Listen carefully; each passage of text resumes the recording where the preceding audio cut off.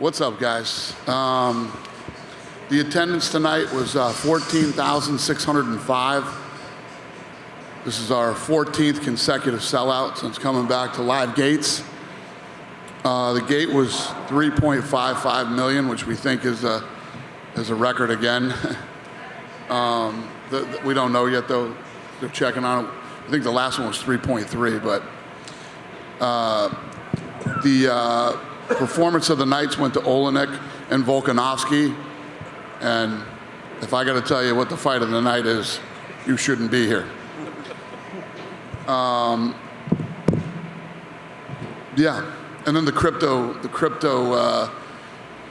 performance of the nights, they're still tallying the results, but Lene will let you guys know when that comes out. Those guys get $60,000 in Bitcoin.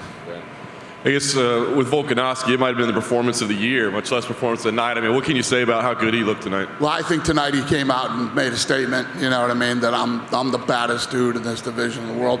He made the zombie look like he didn't even belong there. And, fight probably could have been stopped the round before it did, but he couldn't look better than he looked tonight. He looked incredible.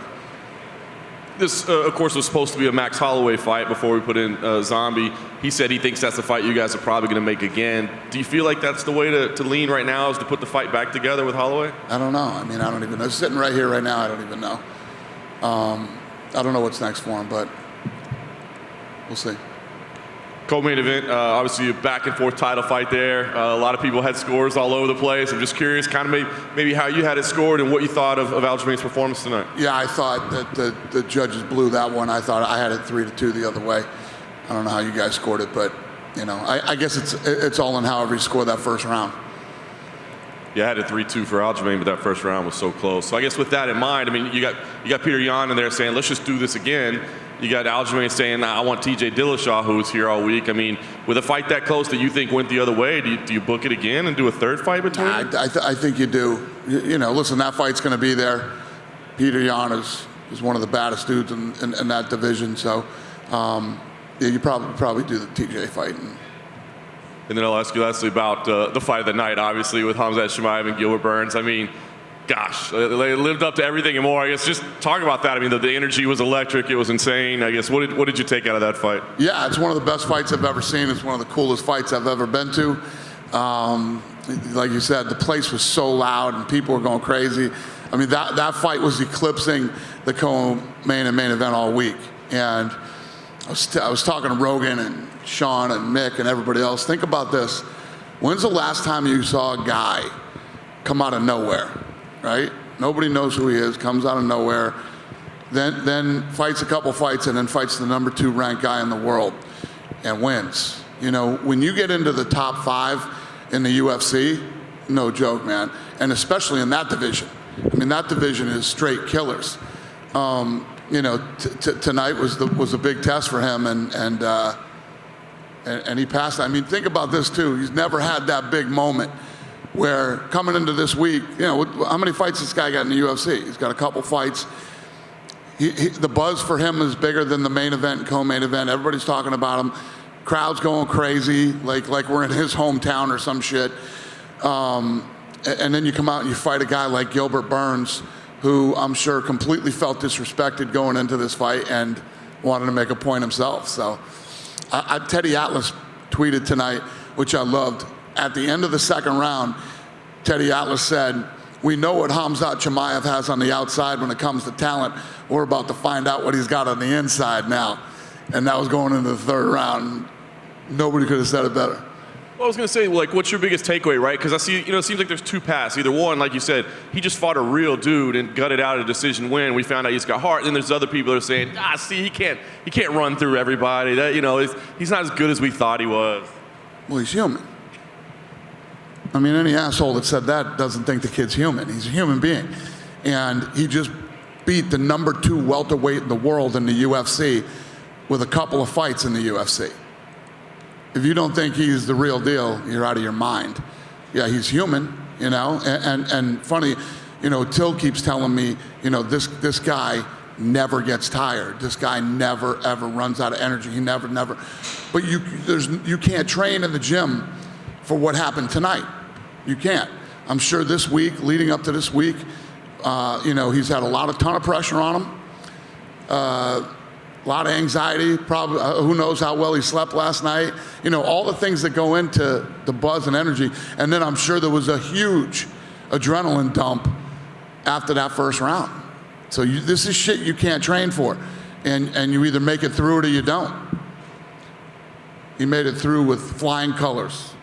The last thing for me, I'll just ask, you said coming in, you thought Covington would be the right matchup for him moving forward. Now that you've seen him tonight, do you still feel like that's the right fight to make? Well, that's the other thing. All these other guys who didn't want to fight him before, I'm sure, are looking at him differently now, too. But that's what happens when you break into the top 5 in the world in any of these weight classes. You are going in against the absolute best in the world. Gilbert Burns is number 2. He almost knocked Usman out, who is the pound-for-pound best fighter in the world. So, for people that are saying whatever, A, you probably don't know jack shit about fighting, and B, you have to put it all into perspective. I don't know. If you mentioned that you would like to do Hamza and Colby on ABC, if you could sort of get them to book on that fight. For people who don't know, how massive could that fight be? Those two big names on ABC, what sort of numbers do you think you could put on that? I don't know, but it's big. I mean, you saw it tonight. We're in Jacksonville, Florida, with a Russian and a Brazilian headline, not headliner, but the biggest fight of the night. Everybody's going crazy. So, I think it's a big fight. Do you think in a way it's almost better for Hamza to have a fight like this, right? Instead of coming out and just knocking Gilbert out in like 15 seconds, we got to see what he has in him, what his skills are, holes in his game, stuff I don't like that. think it's better. It's inevitable. Yeah. I mean, nobody rolls through anybody and when you're at this level. It's that you just don't go out, not to say that somebody couldn't catch somebody or, and things like that. Those things happen, but you heard Gilbert. Gilbert said, I was prepared to die tonight. I wasn't going to come in here and roll over on, Some of the shots that Khamzat took as well would put out most other welterweights too, right? 100%. He took some big shots tonight. And, he looked good, man. This kid, how many times has he fought? And fought 4 times in what? The last, 4 times in how many years? 2. 2 years? He's fought 4 times in 2 years in the UFC, you know what I mean? And most of them without a crowd. Tonight was his first, I thought that was one of the greatest fights I've ever seen, man. And to be a part of, to be here in the arena. I don't know how it came off on TV, but holy shit, it was awesome in here. With a performance like that for Volkanovski, right? He showed his grit against Ortega, and then tonight he just showed there were levels at that.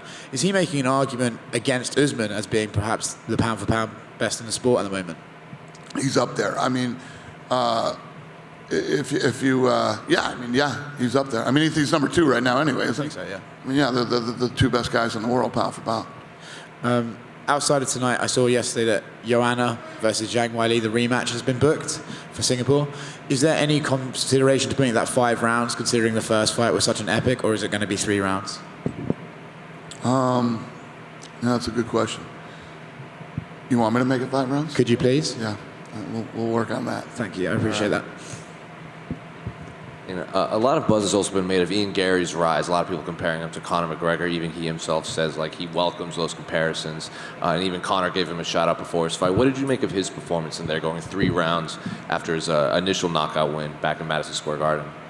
Yeah, what happened with Conor, did you say? Conor gave him a shout out. Someone asked him about Ian Gary, and he says, he's looking sharp and this and that. So now even Conor is talking about Ian as kind of this next star from Ireland. Yeah, no, that's awesome. Yeah, no, the kid looked good, yeah. And finally, I don't know if you're aware, but Alexei Oleinik got his 60th professional win. I know you gave him the bonus, but what did you make of, his first fight was in '94, I think. Kay Hansen wasn't even alive yet when he made his debut. So what did you make of his, I know you gave him the bonus, but what did you make of his? Yeah, I didn't know that. That's awesome. That's awesome. And you know what else too? This is totally off subject, but I was just thinking about, I'm gonna give Gilbert Burns his win money too. Yeah. So he's gonna get his show and win. That fight was ridiculous. Dana back here. Have you ever seen anything like Khamzat? like I've had conversations about this all week. We've had Conor, we saw him rise up, but it was almost like every time Conor won, there was questions about it, like, well, what if he fights a wrestler? What if he fights this guy? Right. With Hamza heading into tonight's fight, it was almost like inevitable that people thought he was just going to run through Gilbert. Like, there was not a matter of if he was going to win, it was when he was going to win. Like, have you seen anything like this quickly? Well, the way that I looked at it is people were tuning in to see if he would run through Gilbert. Because even I was saying, if he runs through him the way he's run through everybody, I mean, but highly unlikely. It's like when the odds came out, we were like, what? They're fucking crazy if they think those are, what the odds should be against Gilbert Burns. But yeah, I mean, that's the amount of hype that he had. But look at what he's done. Just the punch stats alone were 2-something to 1. And the way that he destroyed guys and how easy he made it look.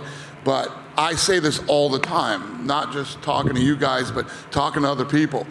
If you can break into the top 5 in the UFC in whatever weight class you're in, very, very few people actually do it. Very few people break into the top 5. And to have 4 fights in 2 years, and I don't even know what the highest ranked guy you fought off the top of my head, but to go fight Gilbert Burns, the number 2 welterweight in the world, and win it, it's unheard of. And then I wanted to ask you about Mike Malott, who made his UFC debut today, and he had a ferocious knockout against Mickey Gall, and then he had a really good post-fight interview where he put a GoFundMe over for his boxing coach, whose 15-year-old daughter is battling cancer, and he said he's going to donate half of his fight purse to support him and her in this battle against cancer. What did you think of Mike's performance and just what he had to say after the fight? Yeah, no, he looked good. Yeah, no, the kid looked good. He's fun. He's fun to watch. And he can keep his 10 grand, and I'll do his show and his win, and I'll donate it to his coaches. Good, yeah. So. What's that? Yeah, right? Dana. Yeah. Tonight was the 600th event in UFC history. Obviously, it seems your business is kind of peaking more so than it ever has been.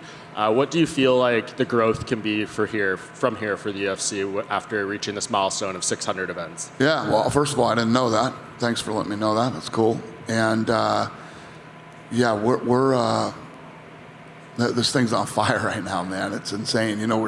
Every event has been a sellout. We're breaking records with the gates, pay-per-views, et cetera, et cetera.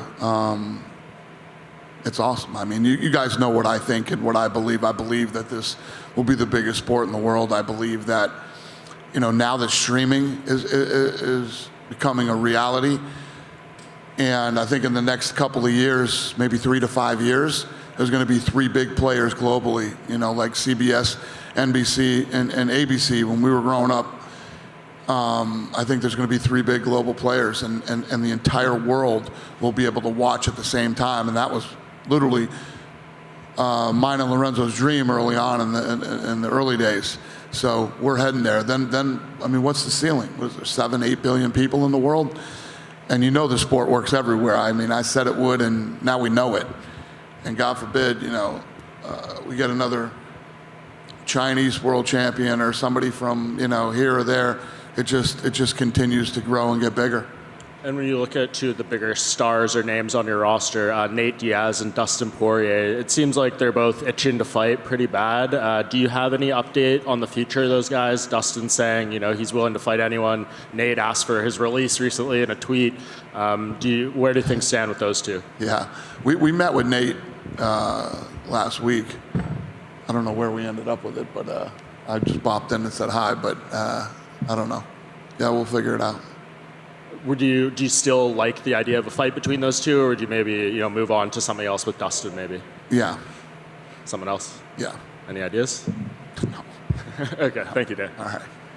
Dana, real quick. Yeah. Here. Oh, here to your left. I keep staring at this guy back there. His mic doesn't work. A lot of fans were here supporting Korean Zombie. He said at the media day that he knew that this was likely his last title shot. Obviously, 35 years of age. If you could put into words what the Korean Zombie means for the promotion, obviously somebody that headlined many events and put on just fantastic fights. Yeah, I mean, you heard tonight. I mean, we're in Jacksonville, Florida, and the crowd was chanting zombie. I mean, he's one of the most beloved fighters in the UFC. You know, he's put on war after war after war for us, and he's one of the nicest human beings in the world, and he's one of the most exciting fighters. You know, I love the kid, so. And talking about Hamza, what's his ceiling like on his star power? I mean, he's definitely a unique fighter. Do you put him side to side to the rise of Conor McGregor, to the rise of Ronda Rousey? Yeah, I mean, he's gone that fast. I mean, the kid, I mean, in Fight Island, remember that day he said, I want to fight again next week. I said, okay, let's do it. And ever since then, man, he's been like a rocket ship. I think he's got 3.5 million followers on Instagram, and you saw what happened tonight. And now we've seen the UFC sort of... When have you ever seen somebody with 4 fights other than Conor and Ronda? Yeah. We've seen the UFC starting to go to other cities. Columbus, we saw the London show as well. Now you have the Singapore show booked. What does it feel to be back on the road and be sort of opening up again after sort of the monotony of Las Vegas, Florida, and Texas? Yeah, I wouldn't say there was a monotony of Florida and Texas. I thank God for Florida and Texas. It wasn't for Florida and Texas.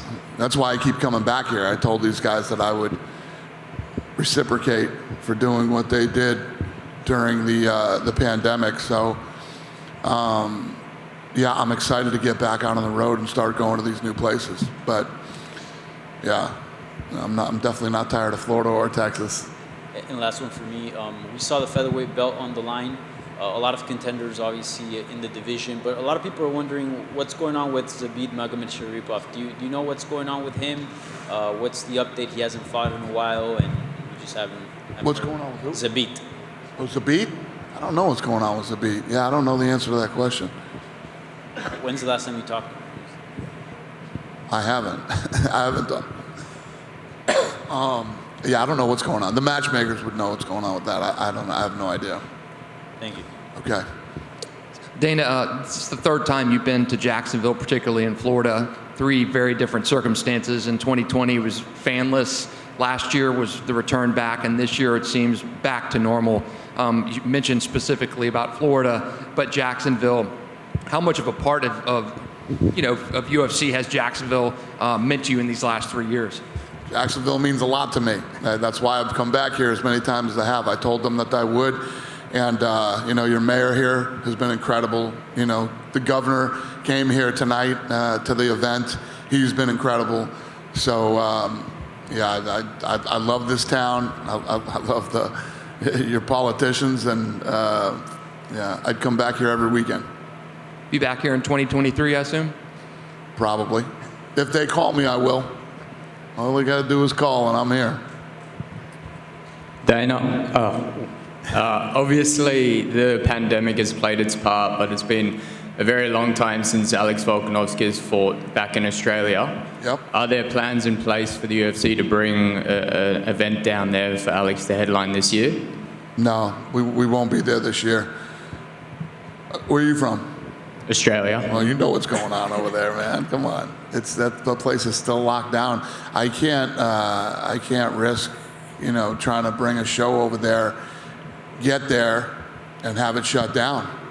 I mean, I think that just happened to Formula One, didn't it? Didn't that just happen to Formula One? I think it's still on. Huh? Still on. Melbourne. I don't know. Didn't it get canceled? Like the cars were on the track, and the show got canceled. I don't know. Huh? It's happening? They didn't shut it down? Go to show you what I know. Yeah, I was hearing yesterday that they shut it down. So I don't know. Hope I answered your question.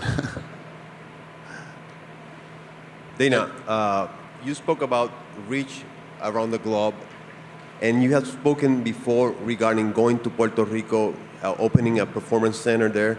We had Tisha Torres fighting tonight, very close fight against Stern. We got Miguel Baeza next week. We got Rob Font and Carlos Candelario later this month. So we have the fighters that we can put a show in Puerto Rico. What are your thoughts on that? Yeah, no, Puerto Rico is a place that I would love to go do an event. And yes, a PI too. Yeah, I mean, the answer is yes. Is there an update on regards on the PI? Well, we're still looking for a spot in Mexico. We had a spot, then COVID hit, so that whole thing fell apart. Then we had another spot recently, and that deal fell through somehow. And I think we actually have a new site. You know? Did we get a new site? Mexico. Yeah. Soon. But regarding Puerto Rico, do you have a date to open a PI or start building a PI over there? I don't even have Mexico yet. That's what I'm saying. Mexico has to go first. Yeah, Mexico's first. Yeah. Dana? Yep. Do you still think that Khamzat Chimaev and Colby Covington, it's a good fight for Khamzat as a next fight? Yeah. Not Hamzat's going to be the #2 guy in the world now. maybe Bilal Muhammad or another guy. What's that? Bilal Muhammad or another guy as an opponent for Khamzat. Yes, Bilal. Sure. I like it. Thank you. Okay. Dana, straight down the middle. Are you targeting any other cities in the U.S. right now to go back to for shows? To go back where? Are you targeting any other like U.S. cities for shows? It's fun. 4 times in 2 other U.S. cities. Like, Ones you haven't returned to since the pandemic? what's the question? Yeah. Yeah. We're going to go everywhere. I mean, we're pretty much back on the road again. Yeah, I was asking for specifics. Sorry if that wasn't clear. Specific states? Or cities or venues you're looking to go to. We're talking about possibly Boston, back to New York again. We're talking about, we're looking at some Austin. That's Texas, though. They don't want to hear Texas. They want to hear another state. They're tired of Texas and Florida. Salt Lake City, Utah, that's right. Salt Lake. Seattle, we were looking at. Yeah. All right, thank you. Toronto. Any plans for Mexico? No, we don't have anything lined up for Mexico. You done with me? When's Toronto? But what's that? When's Toronto? Toronto? Probably if we end up in Toronto, it'll be later in the fall. Yep. Thanks, guys. Have a good night.